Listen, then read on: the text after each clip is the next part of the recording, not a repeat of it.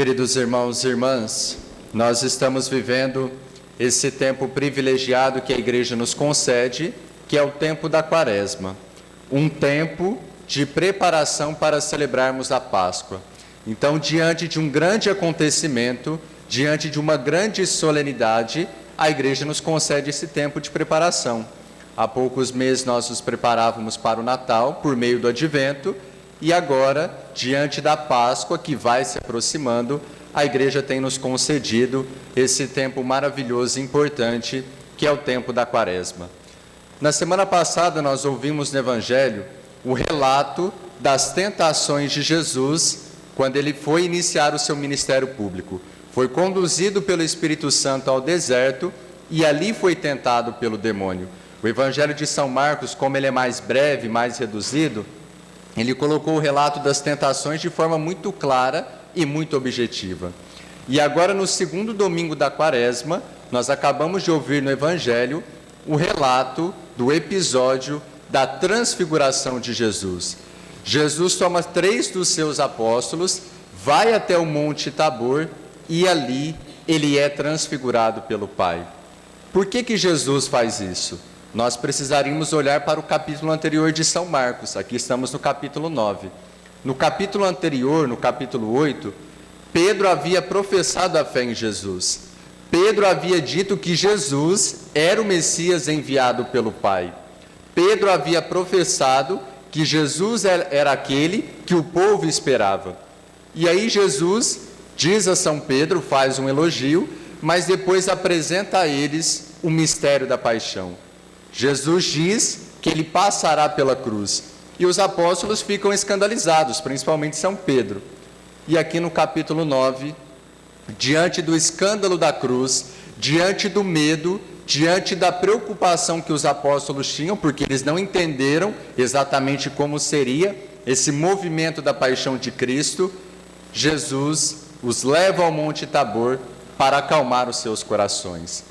Jesus permitiu que Pedro, Tiago e João presenciassem a transfiguração para que os corações deles fossem acalmados. E o que é a transfiguração? O que aconteceu com Jesus? A palavra transfiguração dá uma ideia de que algo se transformou, algo mudou. Então, a aparência de Jesus, o rosto de Jesus, as vestes de Jesus, elas se transformaram porque ali houve uma ação do Pai em Jesus. E na nossa vida, nós muitas vezes também nós somos como os apóstolos. Nós não entendemos, nós não entramos no mistério da paixão de Cristo. Nós não entendemos por que na nossa vida, racionalmente não compreendemos isso, por que na nossa vida, muitas vezes nós passamos por sofrimentos. Por que na nossa vida nós passamos por situações que exigem muito de nós. Por que na nossa vida nós enfrentamos circunstâncias que acabam nos colocando diante de questionamentos. Então, na nossa vida enfrentamos isso, mas Jesus também nos concede momentos de transfiguração. Os apóstolos viram a transfiguração, mas depois o que aconteceu? Eles desceram do monte, Pedro queria continuar ali, mas eles desceram do monte e a vida continuou. Então, na nossa vida, temos momentos de transfiguração, momentos que Deus nos concede, que os nossos corações são acalmados, que os nossos corações são acalentados, para nos fortalecer e voltarmos para a vida, voltarmos à realidade. A Santa Missa é o exemplo mais claro e o maior exemplo de transfiguração. Quando nós nos colocamos na missa, e por isso que é importante participar bem da missa, por isso que é importante termos concentração na missa, por mais que seja um exercício para nós, quando nós estamos aqui na missa, nós vivemos uma transfiguração. É um momento em que nós nos colocamos diante da presença de Deus, em que nós ouvimos a palavra, em que nós nos reunimos em assembleia, nós nos colocamos diante da Eucaristia, e aqui nossos corações podem ser acalentados. Só que depois nós vamos voltar para a vida. A sua vida vai continuar, os seus problemas que você tem vai continuar, os meus também, a sua família vai continuar lá com os problemas dela, o seu trabalho também, que eu acredito que não seja perfeito, ele estará lá. Final de semana a gente geralmente dá uma descansada, mas na segunda-feira volta o batente. Mas quando nós vivemos um momento de transfiguração, é o momento que nós estamos diante de Deus, o momento que nós nos fortalecemos para encarar a nossa vida. Não simplesmente com as nossas forças, não simplesmente com a nossa colaboração, mas em primeiro lugar com a graça de Deus. E se no Evangelho nós ouvimos Jesus subindo ao Monte Tabor para viver a transfiguração com alguns de seus apóstolos, na primeira leitura o que nós ouvimos? Abraão, que sobe ao Monte Moriá e ali é provado por Deus. Se a tentação, que nós ouvimos semana passada no Evangelho, se a tentação é um movimento que vem do demônio para nos afastar de Deus, para nos fazer não cumprir a vontade de Deus, a provação, por outro lado, ela vem de Deus. A provação é uma permissão de Deus. Para quê? Para fortalecer a nossa fé, para amadurecer a nossa fé. O que é provar alguém? O que é provar alguma coisa? É fazer um teste, é fazer uma avaliação, é examinar aquela pessoa. Então, se Abraão foi provado por Deus, ele foi testado na sua fé, ele foi testado na sua fidelidade. E por que o sacrifício de Isaque seria tão penoso para Abraão? Era o único filho, o filho da promessa. Quem é pai sabe disso, mesmo que você tenha mais de um filho. Imagina que é pedido para você sacrificar um dos seus filhos. Abraão tinha só um, Isaque, que era filho da promessa, que seria a garantia da descendência. E aí Abraão poderia ter pensado, mas como que Deus me promete um filho, me dá um filho, como que ele garante a minha descendência e agora ele me pede o sacrifício desse filho? Será que Deus não estaria entrando em contradição? Parece que ele está pedindo de volta aquilo que ele havia concedido. A provação, ela é tão difícil quanto a tentação, porque a provação, ela coloca em crise, ela pode colocar em crise a nossa experiência de fé. Ela coloca em crise a nossa fidelidade. E Abraão é um modelo para nós. Qual que é a única resposta de Abraão que aparece 2 vezes na primeira leitura? Aqui estou. Abraão não reclama, Abraão não murmura, Abraão não questiona, Abraão não acusa Deus, ele diz, aqui estou. Ele foi chamado uma primeira vez por Deus e depois é chamado pelo anjo e Deus poupa o sacrifício de Isaque.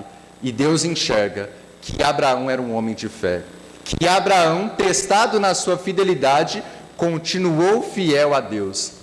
Quando na sua e na minha vida, Deus permite uma provação, Deus nos testa, Deus faz um exame da nossa vida, Deus faz uma avaliação, não é para rir de nós, não é para destruir a nossa fé, não é para zombar da nossa cara. Se Deus permite uma provação, e se Deus traz uma provação na nossa vida, é porque Ele deseja amadurecer a nossa fé.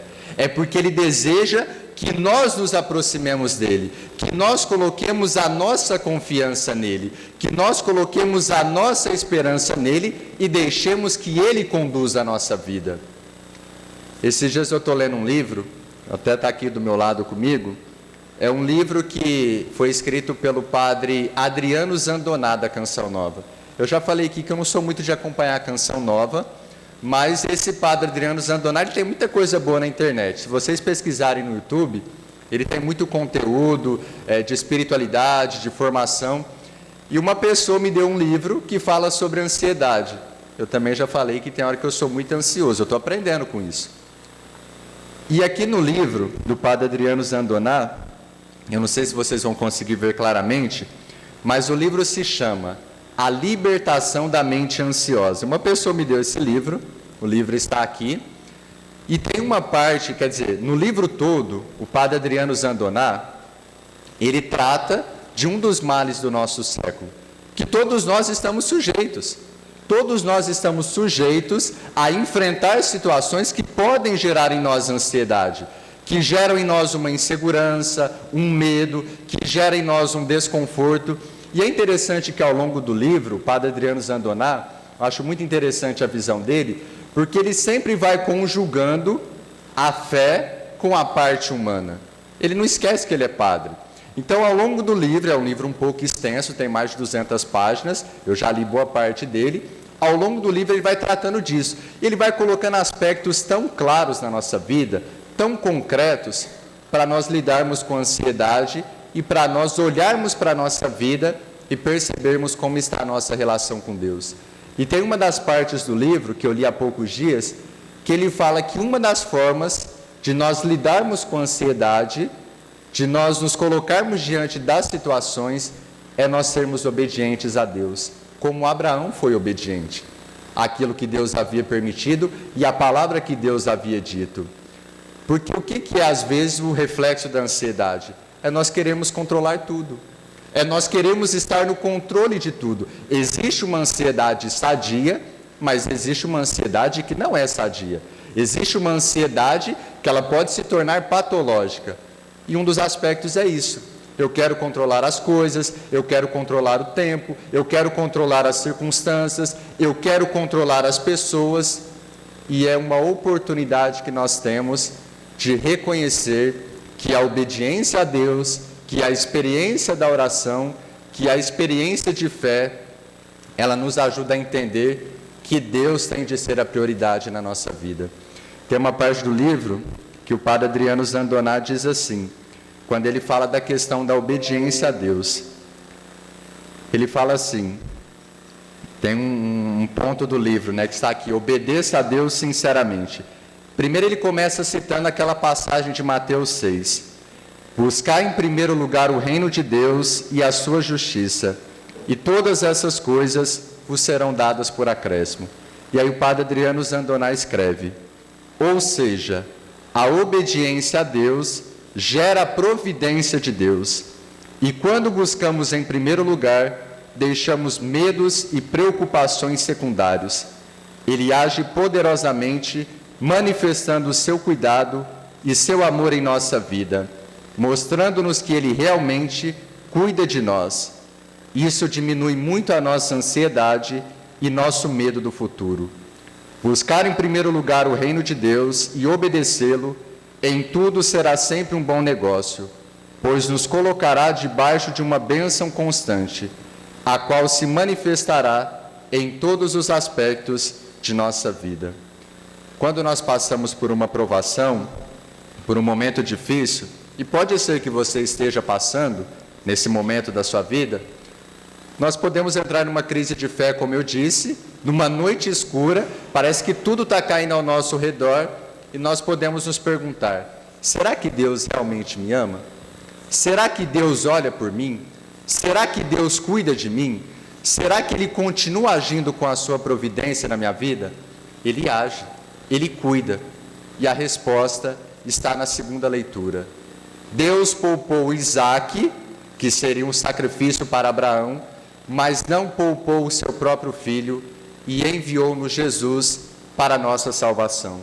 Deus continua agindo na nossa vida. Deus continua operando. Deus continua presente. Nós precisamos pedir na nossa experiência de fé que nós o obedeçamos. Nós estamos vivendo o tempo da Quaresma. O tempo da Quaresma é um tempo oportuno, eu dizia já semana passada, é um tempo que às vezes nos impulsiona. Nós colocamos uma penitência, um propósito, nós podemos olhar para a nossa vida e a Quaresma pode ser esse start, de nós olharmos para a nossa vida e percebermos o que eu preciso tirar da minha vida para viver melhor a minha experiência de fé. O que eu preciso colocar na minha vida para viver melhor a minha experiência de fé. Eu, Padre Rafael, posso olhar para a minha vida durante essa Quaresma e identificar o que eu preciso mudar. Você pode olhar para a sua vida nesse tempo da Quaresma, com o seu propósito, com a sua penitência, com a sua experiência de fé. Você pode olhar e pode perceber aquilo que você precisa tirar e aquilo que você precisa colocar para viver melhor a sua experiência de fé. Que essa Santa Missa, que essa Eucaristia, que é um momento de transfiguração, que acalme o nosso coração, que nos fortaleça, que nos ajude. Nós voltaremos para a nossa vida, sairemos daqui, cada um vai voltar para a sua casa, continuaremos a nossa caminhada, mas o importante, o necessário, é nós fazermos a nossa experiência de fé e pedirmos que Deus conduza a nossa vida.